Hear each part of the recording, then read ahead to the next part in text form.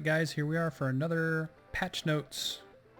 Just came out this evening. As you can see here, it's 9:15 for me.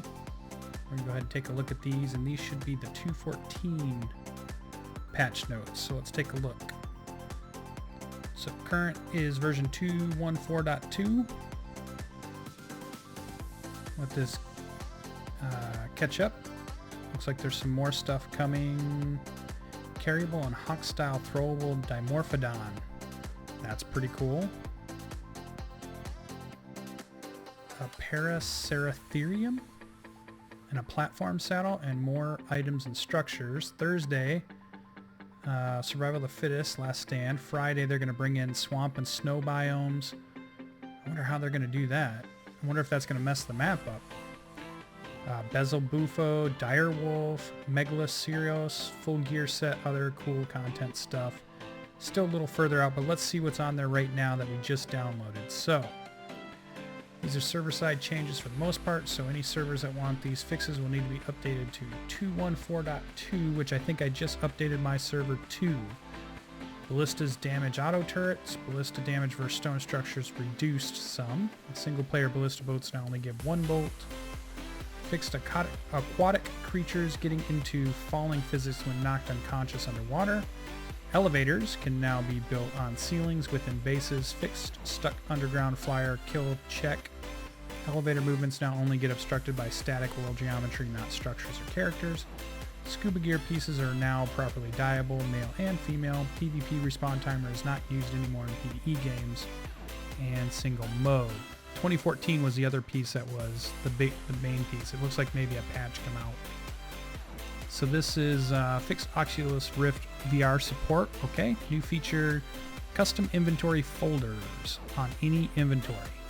So this is probably going to be folders probably in maybe chests or animal inventories, maybe your own inventory. We'll have to look at that when we get in game.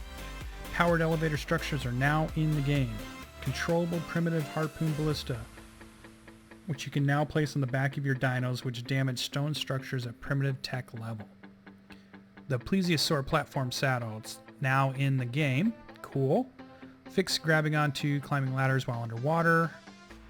Yeah, I think I saw this in one of Etho's videos where he tried to put a ladder underneath his raft, and when you were in the water, it would make you detach automatically. Fix getting tossed off by flyers if they had previously run out of stamina even after landing. Okay, activated forge. Production inventories now continue to consume resources after game reload. Personally owned buildings dinos now transfer to offline players if kicked from the tribe. Flyers can no longer hold on to players when landed, nor drop them through the ground. Fixed tribe issue with the same name tribes causing members to get kicked. Okay. Fixed flyers sliding on ground when encumbered. Hadn't seen that quite yet.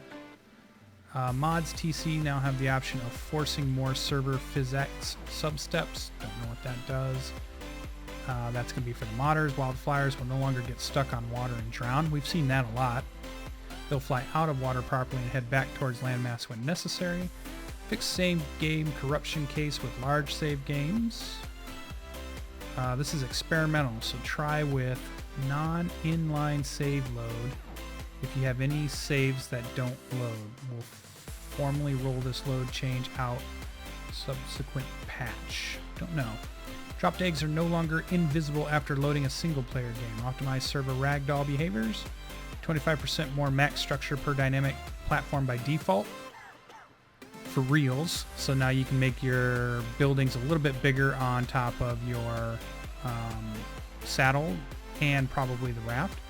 Fix the physics of the flyer air brake, prone binding default X. An air brake. I didn't know there was an air brake.